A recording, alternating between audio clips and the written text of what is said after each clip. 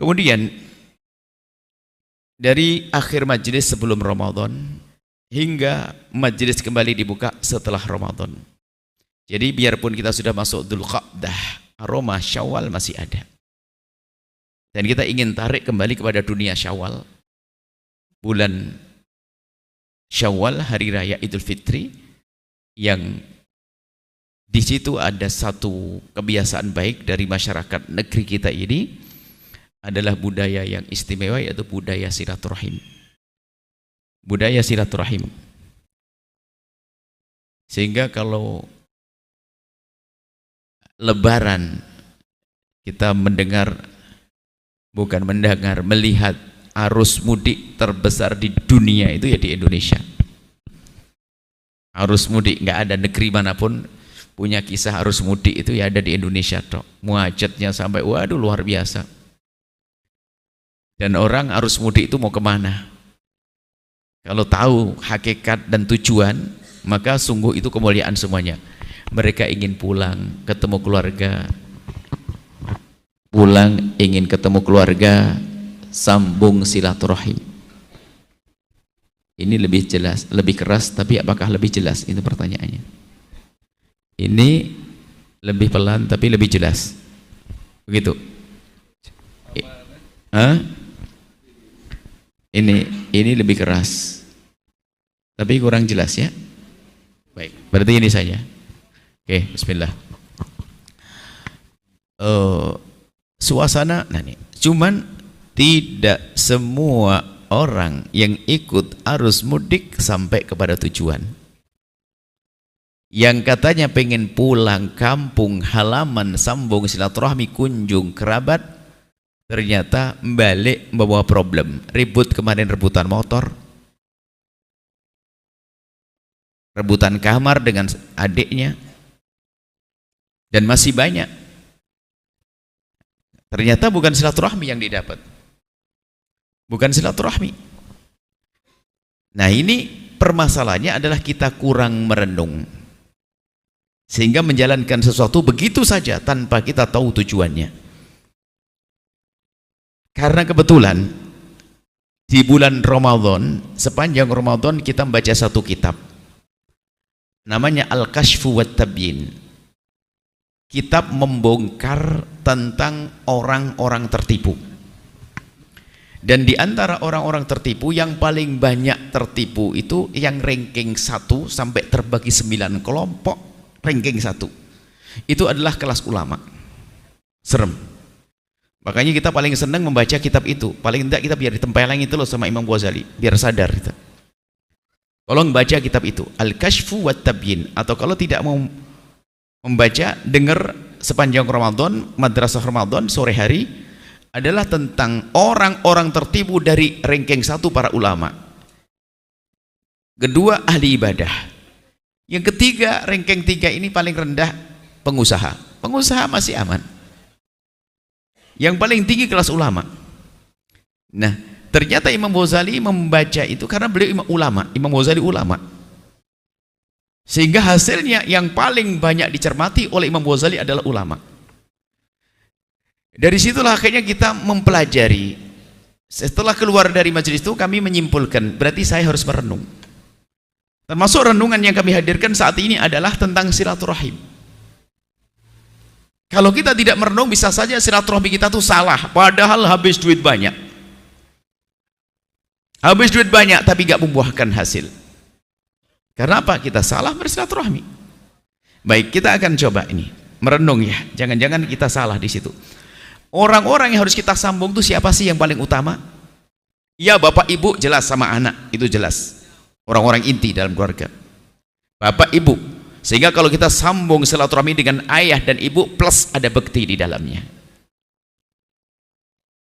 Akan tapi di sana ada orang-orang yang harus kita sambung terlebih dahulu sebelum yang lainnya, adalah saudara-saudarimu dan bibi pamanmu. Itu ranking tinggi, teratas. Paman dan bibimu, saudara ayahmu, saudara ibumu, dan juga saudara-saudaramu.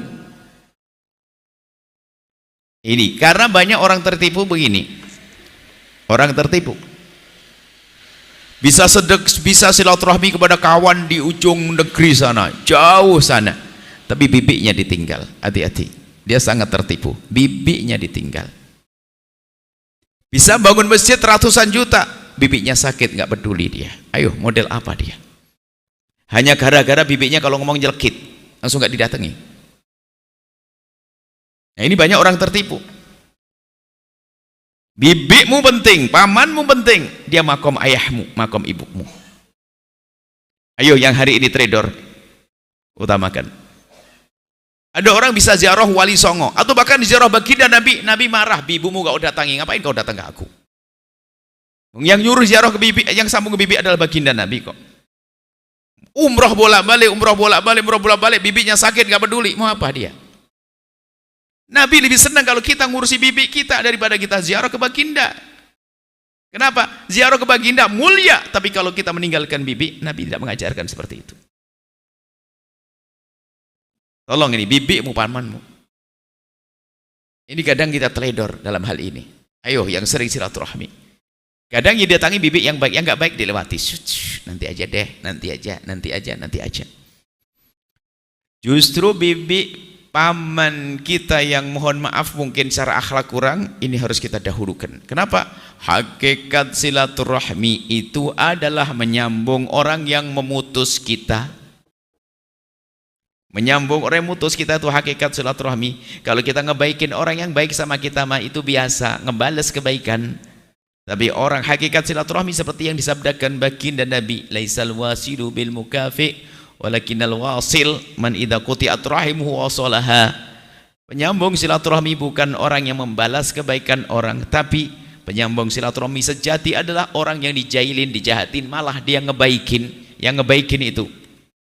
Maka bibik yang kurang santun, kurang baik harus kita dekati, jangan ngedumel. Ingat Allah, dan silaturahmi kita ini ibadah. Silaturahmi itu ibadah yang besar, pahalanya mengalahkan sholat-sholat sunnah.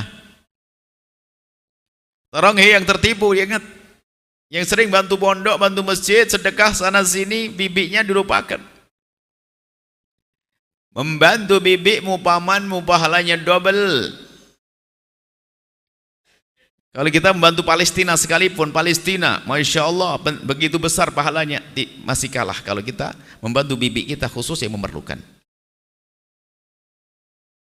Kemudian siapa lagi? Anak. Tolong koreksi, tidak usah nengok orang lain. Jangan-jangan itu adalah kita. Adik kakak kita. Permasalahannya ternyata tidak sampai di sini. Ada permasalahan. Sebab namanya adik kakak ini bermacam-macam. Ada adik kakak seayah seibu. Ini coba. Baru kalau masuk sini baru kerasa. Seayah seibu. Ada adik kakak seibu saja. Ayahnya beda. Seayah saja, ibunya beda. Contoh, seorang laki-laki menikah dengan seorang perempuan, punya anak 2, istrinya meninggal dunia, menikah lagi dengan perempuan. Setelah itu dengan yang kedua, punya anak 3. Ini kadang ibunya yang tidak ngerti silaturahmi, yang 3 ini seolah anaknya 3 dok. Sehingga mau sambung dengan abangnya tidak diizinkan atau tidak diajari. Kadang begini nih, hanya beda ibu saja, seolah-olah jadi orang yang jauh, seolah tidak ada hubungan. Apalagi kadang-kadang, mohon maaf, jika ibunya sama-sama ada, mohon maaf. Ini laki-laki yang menikah 1 atau menikah 2. Ternyata bukan urusan tanggung jawab memberi nafkah saja, hati-hati, jangan sampai anak bermusuhan loh ya. Jadi nggak gampang. Apalagi menikah sembunyi, ditaruh di gunung sana, keluar anak 10. Ini problem, ini laki-laki. Anak dengan anak, beda ibu nih. Kita masalah pernikahan, poligami dan sebagainya, itu hukumnya jelas. Akan tapi cara melaksanakan ternyata tidak semudah itu. Bukan urusan tanggung jawab nafkah saja, akan tapi jangan sampai ini bermusuhan. Mungkin yang di gunung sana nggak pakai surat nikah pernikahannya, nikah siri. Punya anak 3, nggak punya akte. Gara-gara punya anak ini nggak punya akte, nggak punya surat, bapaknya meninggal dunia, menuntut waris. Sama ibu yang di kota ini tidak dianggap. Dosa semuanya ini. Ayo. Atau mohon maaf yang bapaknya beda. Bapaknya beda. Seorang perempuan punya suami, punya anak 3 kecil-kecil, suaminya meninggal dunia. Mungkin kan? Lalu namanya perempuan masih muda, dia punya hajat menikah lagi. Kebetulan suaminya kok pas kurang baik. Punya anak 3 dengan 3, 6. Ini yang 3 ini kayak dianaktirikan di musuh, dijadikan permusuhan. Sampai pembagian waris pun nanti bermasalah, hati-hati. Loh, ini perlu kita cermati. Selagi itu adikmu, biarpun beda ibu, itu adikmu. Mungkin dirimu kurang setuju dengan pernikahan ayahmu dengan ibunya dia, tapi anak lahir gak dosa dia. Anak lahir gak dosa. Dan ini berat tantangan ini. Jangan nuruti hawa nafsu dong. Mohon maaf, kami kurang mencermati selama ini, tidak pernah membahas semacam ini. Padahal ini banyak yang terjadi. Mungkin mohon maaf, kecemburuan Anda waktu ayah menikah lagi. Ayah menikah lagi, kemudian punya anak. Menikah mungkin Anda kesel dengan ibu tiri. Tapi di saat lahir anak nggak punya dosa, dia nggak punya salah. Yang jelas dia sambung nasab dengan ayahmu, kurang lebih masa ayah. Maka di saat seperti ini hati-hati. Setan berbisik, musuhi dia, nggak perlu dianggap. Terus, lo ini terjadi kalau kita tidak merenung. Yang karena meninggal pun banyak bermasalah, bukan karena urusan poligami. Sehingga dalam menjalani hidup itu harus kita perhatikan bermacam-macam permasalahan yang mungkin terjadi. Jadi jangan hanya asal menjalankan, wah yang penting syariat Nabi, nggak begitu. Ada rambu-rambu, ada aturannya.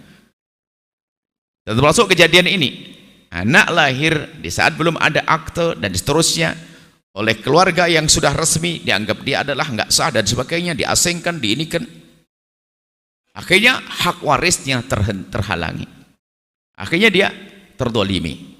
Yang di kota, Masya Allah, seolah-olah ahli surga, dia ngerebut waris saudaranya. Dia merebut waris saudaranya. Maka kami ingatkan juga, sepedih apapun dirimu wahai wanita, misalnya, mungkin sepedih apapun, jangan sampai anak Anda pisah dengan saudaranya. Ini kurang lebih seperti itu nasihat. Karena urusan kita di akhirat nanti. Sebab anak Anda adalah dengan saudaranya, ada saudara. Anak Anda dari ibu yang berbeda. Kurang lebih seperti ini yang perlu kita jadikan bahan renungan. Sebab kadang tidak sadar, sehingga kalau ditanya, padahal saudaranya 6. Dari ibu pertama sebelum 3 orang. Setelah ibunya meninggal, nikah lagi 3 orang. Ini kadang yang 3 ini kalau tanya saudaramu ada berapa? Ngomong 3, nggak ngomong 6. Karena merasa bahasanya dididik, ibunya takut ngomong 6 depan ibunya itu nggak berani.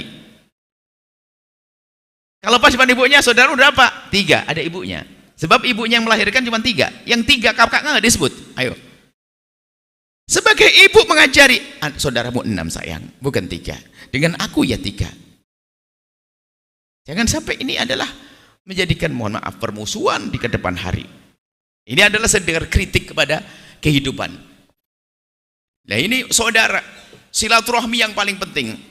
Kami tidak bangga kalau Anda datang ke rumah kami, Masya Allah, jauh dari Sumedang, dari Bandung datang, tapi sama saudaranya nggak sambung. Saya tidak bangga. Dengan bibi tidak sambung, tidak bangga. Bibimu saudaramu.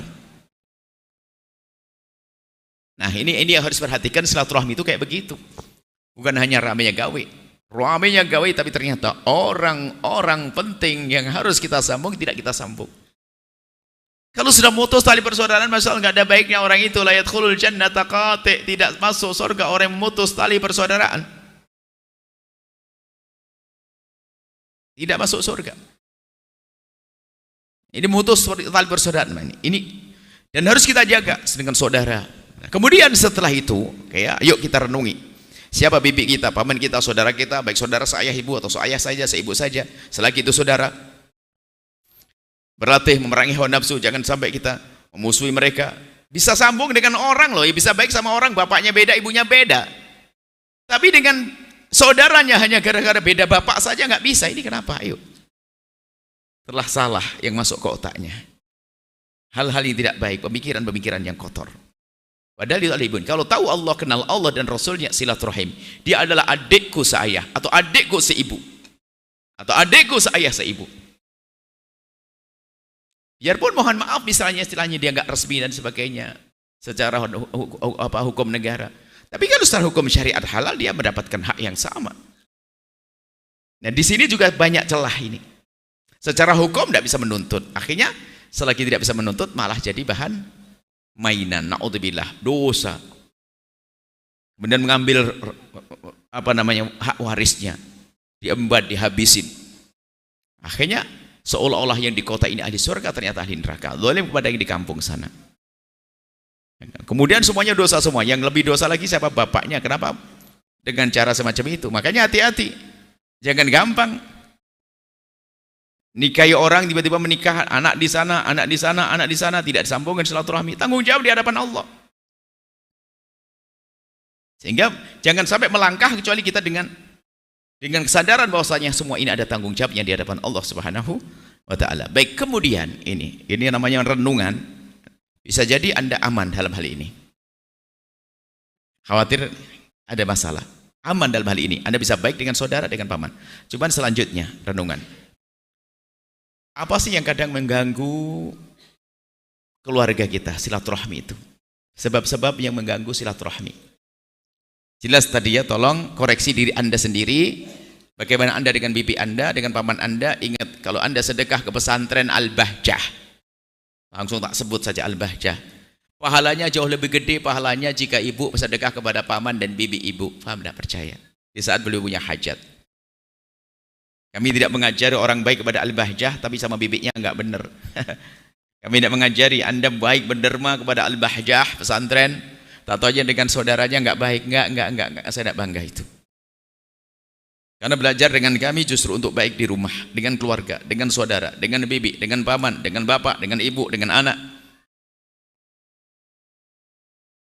Seperti itu. Nah, ada sebab retaknya keluarga ini adalah, ini tadi disinggung masalah kasus mertua misalnya. Di antara sebab retaknya keluarga ini kadang-kadang masalah pernikahan. Gara-gara pernikahan banyak berubah. Karena pernikahannya orang yang bodoh.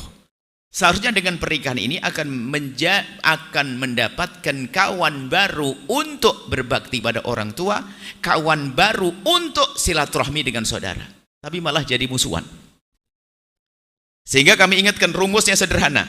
Hei para suami, ajari istrimu, ajari, didik, bimbing istrimu agar semakin hari semakin baik dengan bapak ibunya dan saudara-saudarinya. Hei para istri, ajari suamimu agar semakin hari semakin baik dengan bapak ibunya dan saudara-saudarinya. Sebab hari ini banyak pernikahan ini menjadi berubah. Karena pasangannya tidak memotivasi untuk silaturahmi. Nah, ini contoh, ada seorang istri mungkin. Seorang istri, suaminya ini kalau mau kedatangan ibunya sama adik-adiknya, berarti yang mau datang siapa? Iparnya kan? Istri, kalau kedatangan iparnya sama mertuanya, sudah dengar berita, langsung mukanya tuh manyun. Dijamin rumah kotor, kulkas bersih. Itu pasti sampah dia. Setan pakai kerudung dia. Nggak terhormat orang begitu. Karena apa? Mau tidak mau akan mempengaruhi suami. Suami jadi tidak nyaman mendatangkan ibunya. Sehingga suami semakin jauh dari ibunya.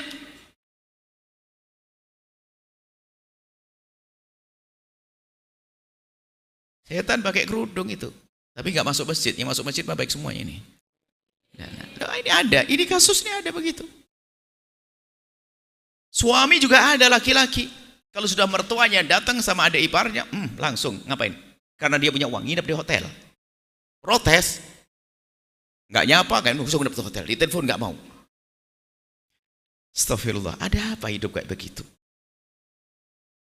Mestinya kalau ini suami baik, suami ahli sorga, dengar mertuanya mau datang, adik iparnya mau datang ngomong kepada istrinya, sayang istriku, adik mau datang ya? Adik siapa? Adikmu dong, adik kita, adikmu. Iya bang, sama ibu. Ayo kita siapkan makanan yang paling enak. Kalau bisa tempat tidur kita biar untuk ibu kita pindah. Oh dahsyat itu. Yang jatuh cinta siapa? Istrinya jatuh cinta duluan. Ngelihat suaminya sebaik itu. Suami muka masam, pasti dia adalah EQ-nya EQ yang sangat rendah dia. Bahlul, nggak ngerti merayu. Dan saya tidak menghargai laki-laki itu. Karena bahayanya apa? Ngerusak keluarga, rumah tangga. Ngerusak silaturahmi, berbakti menjadi tidak ada. Belum lagi sama saudara menjadi putus. Ada suatu ketika istri seorang perempuan itu bertanya begini, Buya, alhamdulillah saya sudah jadi pegawai negeri. Terus ada tiba-tiba tanya pegawai negeri, maksudnya apa? Saya sudah punya gaji sendiri. Oh gitu, alhamdulillah. Cuman gini Buya, gimana hukumnya Buya kalau saya itu bantu adik-adik saya? Ibu saya itu fakir dan saya punya adik masih sekolah. Gimana hukumnya kalau saya bantu adik saya dan ibu saya tanpa sepengetahuan suami saya? Ya kami bertanya, itu duit siapa ibu? Duit saya sendiri, bukan duit suami. Bukan, kalau duit suami harus izin. Oh bukan, duit saya, gaji saya. Baik, kalau itu duitnya ibu, maka ibu kasihkan siapa saja boleh karena duitnya ibu. Apalagi dikasihkan kepada ibunya ibu dan adiknya ibu. Oh enggak apa-apa Buya. Enggak apa-apa. Cuman katanya orang harus izin. Nah, ini kalau enggak izin dosa. Kalau itu duit suamimu ibu, baru izin. Kalau bukan duit suamimu boleh kau berikan siapa saja. Langsung dia ngomong, alhamdulillah saya enggak dosa. Cuman saya kan ngamati. Lalu saya tanya, Bu, saya mau tanya boleh? Tanya apa Buya? Memangnya kenapa kalau ibu ngasih duit ke adik dan ibu, kalau ketahuan suami, kok ngasih aja nggak ngomong ke suami? Dia sambil ngangkat dada begini, aduh Buya, pernah ketahuan suatu ketika, marahnya suami saya nggak kira-kira. Dalam hati saya, nasib buruk kau punya suami iblis pakai kopiah. Iblis pakai kopiah dia. Pakai kopiah. Wong istrinya berbuat baik kok dilarang. Ini kan aneh sekali. Dan itu ada model begitu. Kemudian ada kebalikannya. Ini kasus serupa, ini di alam nyata. Seorang suami datang dengan anaknya, biasanya sama istrinya ngomong, Buya, Masya Allah, alhamdulillah saya ini hijrah ke kota sukses. Ayah saya barusan meninggal dunia beberapa bulan yang lalu. Dan saya masih punya adik kelas 6 SD. Dan ibu saya fakir. Yang paling cukup saya, yang paling kaya saya. Dan Buya selama ini kan ngajari dengan pasangan hendaknya kompak. Ya terus? Dalam hal ini saya tidak kompak Buya. Dalam hal apa? Ini Buya, gimana ya? Saya itu kalau membantu ibu saya sama adik saya ngirim uang, saya tidak pernah ngomong ke istri. Gimana Buya begini? Cuman pertanyaan masalah kompak, ini pelik juga jawabannya. Kayaknya itu duitmu ya? Iya duit saya. Istrimu sudah kau kasih nafkah? Sudah Buya, sudah cukup, ada mobil, ada ini lengkap. Baik. Selagi istrimu sudah kau beri nafkah, duit boleh kau bagikan siapa saja. Termasuk kau berikan pada ibumu dan adikmu sendiri. Tapi kan enggak kompak, masalah kompak babnya beda. Kompak itu untuk meningkatkan kualitas rumah tangga keluarga. Akan tapi masalah kehalalan boleh. Jadi boleh Buya, ya enggak apa-apa. Kan duitmu. Dia bilang alhamdulillah. Cuman ke depan harus kompak loh ya, berlatih. Iya Buya, tapi susah. Nah, memangnya kenapa sih kalau tiba-tiba ketahuan sama istrimu, kalau kamu bantu adikmu? Ini kan zaman dulu ceritanya, yang masih pakai transfer ada tandanya kertas itu. Bukan sekarang kan pakai handphone. Dulu ini ceritanya 10 tahun yang lalu. Pernah Buya suatu ketika saya transfer, kertasnya saya simpen di baju. Waktu dia nyuci ngelihat bahwa saya telah transfer ke adik saya. Waduh Buya, cemberutnya seminggu lebih. Dalam hati saya cuman saya tidak ngomong, rupanya istrimu itu jin pakai kerudung. Jin masih lumayan. Tidak terhormat perempuan. Tolong Anda jangan seperti itu. Kalau orang mengerti rayuan dahsyat, sambung silaturahmi. Coba. Rayuan dahsyat. Merayu yang luar biasa. Seorang istri tiba-tiba dikasih uang saku sama suami pas-pasan. Pas-pasan aja. Akan tapi nyisihkan waktu, abang tolong ini kirim bingkisan. Kirim kemana dek? Ke rumah adik. Adik siapa? Aku kan gak punya adik. Kamu kan gak punya adik. Kamu kan anak bontot. Abang, kan adiknya abang masih kuliah di sana abang. Allah. Dipikirin, jatuh cinta itu suaminya. Kurang lebih seperti itu. Jadi banyak gara-gara pernikahan itu berubah dengan keluarga, hati-hati. Awas, hati-hati ya, jangan gara-gara pernikahan perubahan. Dan ini banyak. Karena tidak saling mendukung. Mungkin ada seorang istri ngeliat suaminya transfer duit langsung, abang transfer duit ke rumah adik ya, ke rumah ibu ya. Iya. Berapa abang? 2 juta. Abang, kenapa ada nggak ngomong kepada saya? Iya maafin. Kalau abang ngomong sudah saya siapin, saya tambah abang uang 2 juta, ngirim ke ibu 2 juta uang. Ini baru istri beneran itu. Kirain mau marah. Kurang lebih seperti itu, tolong. Dan di balik itu ada berkah, ada rayuan dahsyat, ada silaturahmi, indah semuanya. Jadi ingat, sebab permusuhan gara-gara pernikahan. Termasuk salah milih pasangan. Salah memilih pasangan itu. Atau Anda menikahkan putri Anda, putra Anda dengan orang yang fasik, orang yang nggak ngerti agama. Memutus tali persaudaraan. Disebutkan, man zawwaja karibatahu bifasikin faqad qata'a rahimaha. Barang siapa menikahkan saudarinya. Mungkin kita punya adik perempuan. Walinya sudah nggak ada misalnya. Jika seorang laki-laki menikahkan adik perempuannya dengan seorang laki-laki fasik, maka dia telah memutus tali persaudaraan. Dosa gede. Seorang bapak juga sama, memiliki anak perempuannya, suami yang penting kaya, nggak sholat nggak apa-apa, fasik dia, memutus tali persaudaraan, neraka bagi bapak. Maka memilihkan pasangan yang benar juga bagian daripada silaturahmi. Baik, ini adalah masalah pernikahan. Hati-hati, tolong ya, pastikan dengan pernikahan Anda semakin dekat dengan orang tua. Rumusnya sederhana, hei para suami, ajari istrimu agar semakin hari semakin baik dengan keluarganya. Hei para istri, ajari suamimu agar semakin hari semakin baik dengan keluarganya. Kalau kita perdalam maknanya sederhana. Jika istrimu itu, hei para suami, jika istrimu itu wanita solehah, yang baik sama bapak ibunya, baik sama saudara-saudarinya, wanita solehah, layak engkau menitipkan benih di rahimnya. Coba kalau perempuan itu Masya Allah sama ibunya kurang ajar, sama bapaknya kurang ajar, sama adiknya suka zalim, mau titip benih di rahimnya, akan keluar Abu Jahal, keluar orang jahat. Maka rugi kalau Anda tidak mengajari pasangan untuk berbuat baik pada saudaranya. Anda rugi. Dan sebelumnya akan terkikis cinta. Jujur, kalau ada, naudzubillah, kok istri Anda nyakiti ibu Anda, pasti kropos cinta Anda nanti. Selagi Anda mencintai ibu Anda, kecuali Anda sudah durhaka sama ibu, nggak ada masalah. Bagi Anda yang mengagumi ibunda Anda, mencintai ibunda Anda, kok punya istri kok ganggu ibu Anda, hilang cinta kok. Kalau tidak hilang cinta, berarti Anda nggak punya bekti. Kurang lebih seperti itu. Insya Allah suami Anda, istri Anda baik semuanya. Suami Anda, wahai para istri, baik semuanya. Baik, kita lanjutkan. Tolong koreksi di rumah Anda. Nggak usah nengok keluarga orang lain deh, keluargamu. Bagaimana dirimu dengan suamimu itu saja, jangan banyak. Kita belajar, nggak usah lebar-lebar dulu. Pulang. Langsung bikin bingkisan yang banyak nanti. Bagaimana dengan iparmu? Kita perlu to the point di sini, belajar serius. Itu namanya mencermati. Kadang kita terlena lah ya. Kemudian yang menjadi sebab permusuhan lagi diantaranya adalah sesuatu yang seharusnya jadi sebab keberkahan. Menjadi sesuatu yang menjadikan sebab keindahan kok malah menjadi sebab pertikaian, kan aneh. Apa itu? Warisan. Warisan. Peninggalan orang tua. Itu kan rumusnya kan sederhana. Miliknya orang tua kita gara-gara meninggal langsung pindah ke kita. Berarti kan rezeki nomplok.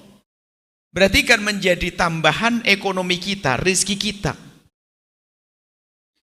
Makanya itu harta orang tua itu dikumpulkan dengan jerih payah dan niat dan hati.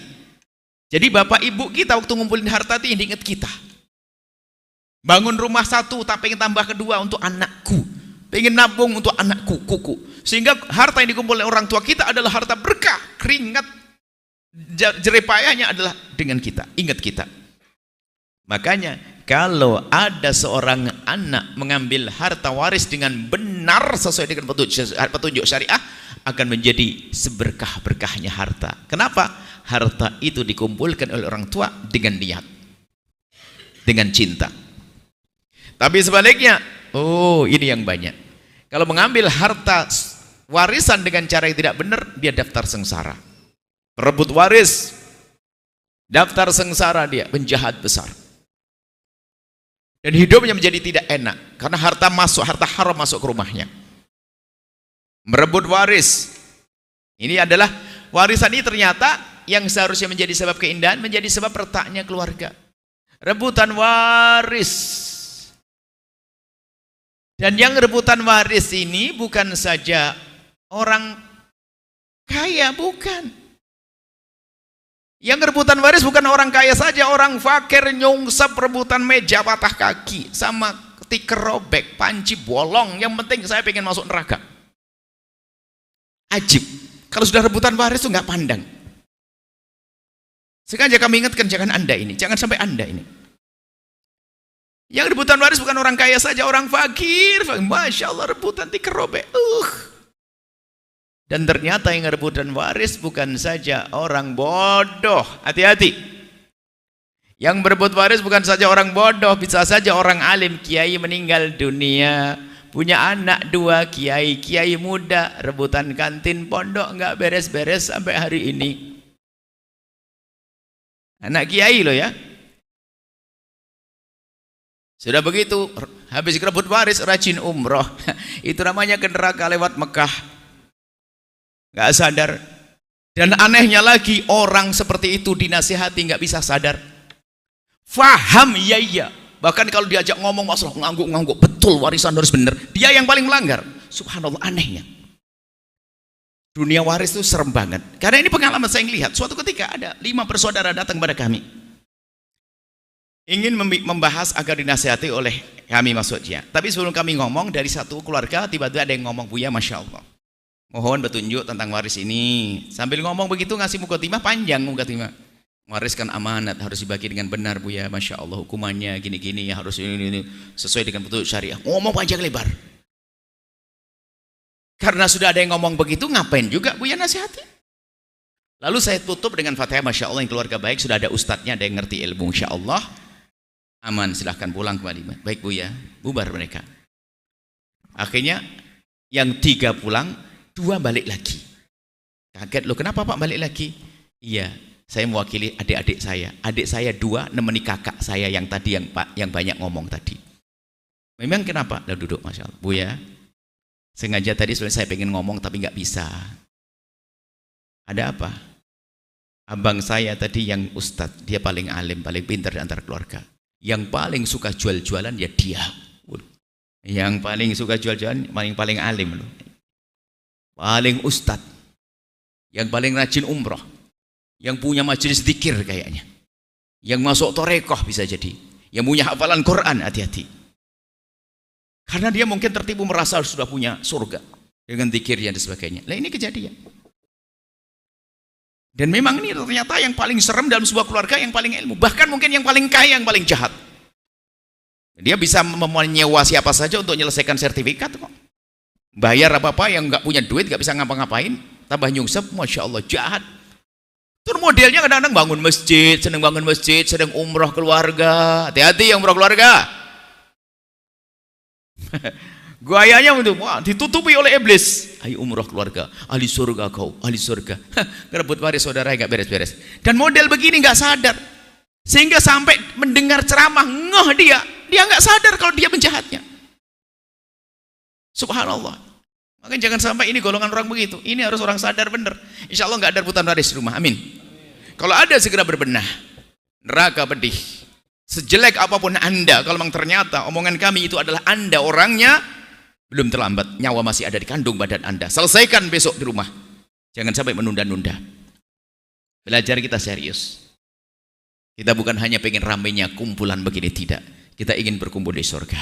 Yang punya masalah waris segera diberesin. Sudahlah, jangan ambil. Dan kemudian, tolong suami mendukung istri di saat ada pembagian waris di sana. Istri juga mendukung. Ini gara-gara pasangan ini juga Masya Allah. Ngeri pasangan ini kalau tidak benar. Saya pernah bagi waris 7 orang, sana keluarga 7.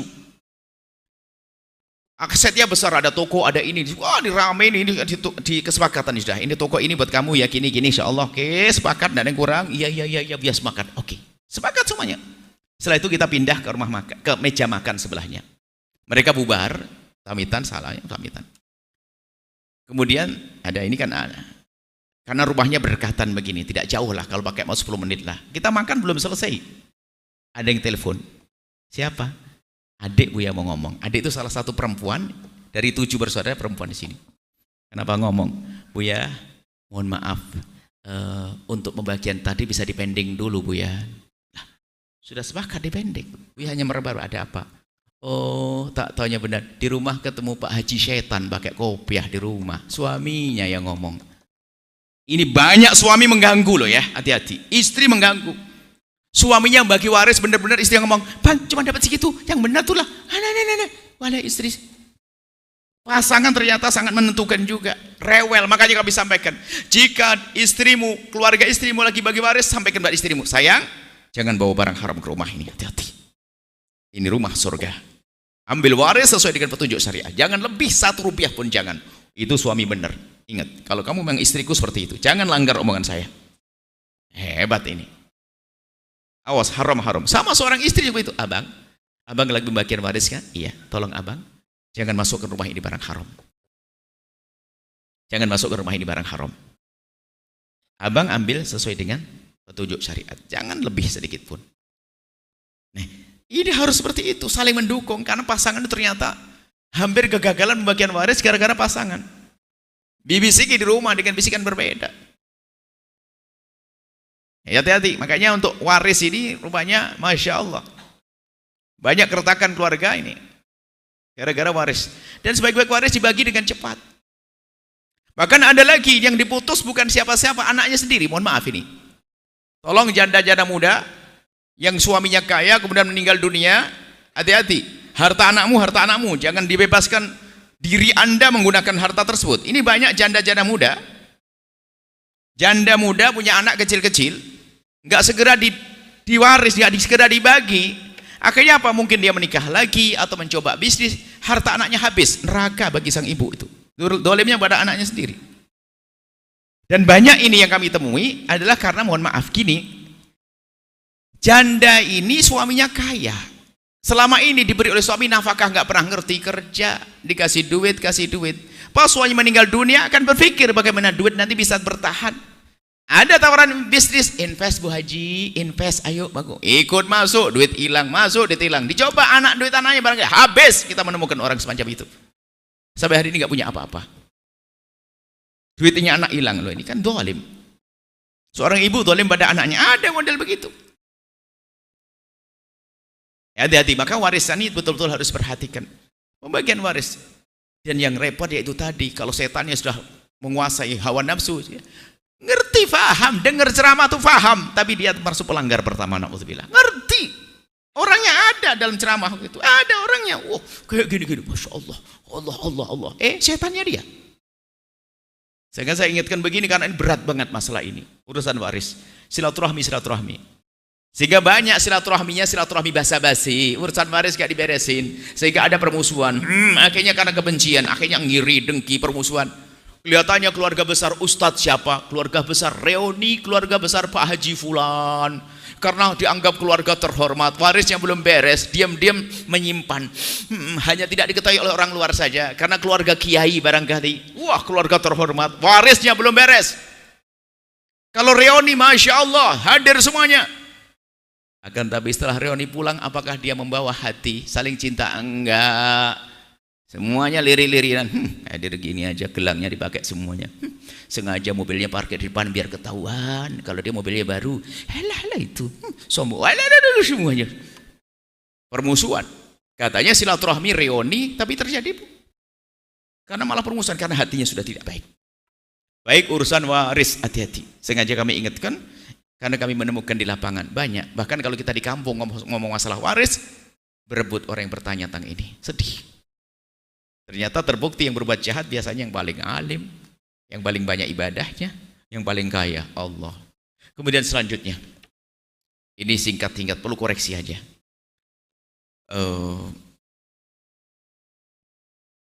Yang menjadi sebab, kadang juga ini masalah ibu ya.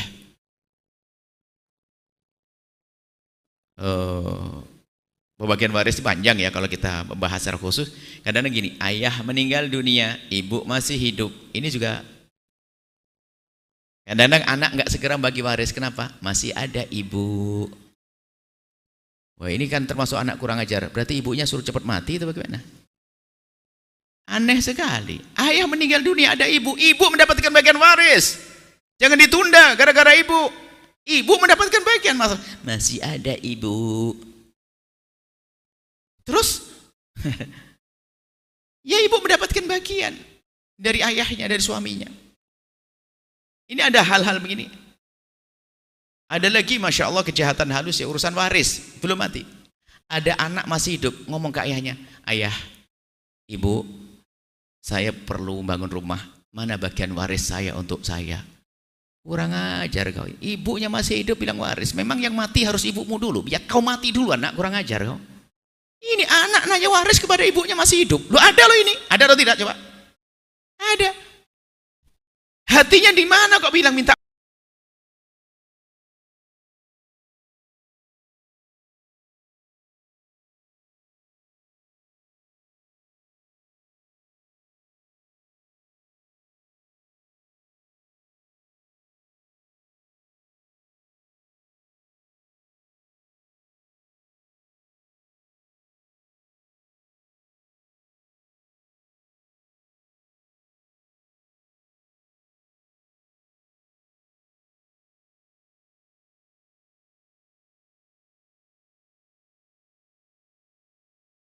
Kita lanjutkan, sebab retaknya keluarga itu adalah diantaranya adalah minuman keras.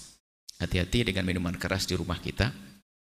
Innama yuridu syaitan ayyuki abainakumul adawata wal baghdha'a fil khamri. Makanya jangan sampai naudzubillah ngentekan minuman keras. Haram. Minuman keras itu bukan sekedar yang ribut, yang hilang akal, yang mabuk kemudian berantem, enggak. Keberkahan rumah dicabut kalau di rumah ada orang minuman keras. Sehingga rahmat hilang.